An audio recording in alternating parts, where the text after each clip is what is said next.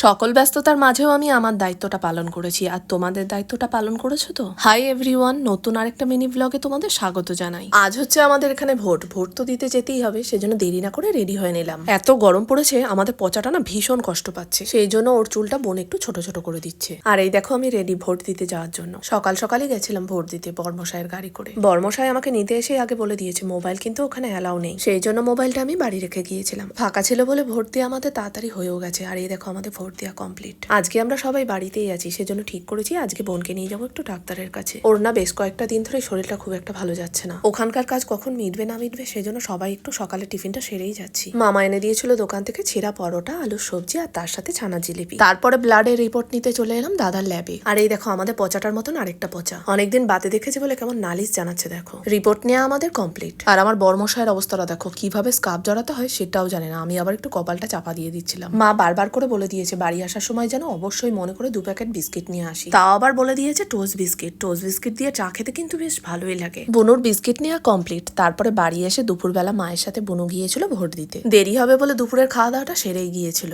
মা আজকে রান্না করেছে কলমি শাক ভাজা, পেঁপে আলুর রসা আর মটন। আর জানো তো কলা পাতায় খেতে আমার ভীষণ ভালো লাগে। যেদিনই মটন হয় সেদিনই আমি কলা পাতা বাগান থেকে গিয়ে কেটে নিয়ে আসি। আজকে যেহেতু বাড়িতে সবাই আছে, সেজন্য চায়ের পার্টিটা স্কিপ করে সবার জন্য লস্যি বানিয়েছিলাম। তাহলে চলো আজকের মতন এই ব্লগটা এখানে শেষ করছি।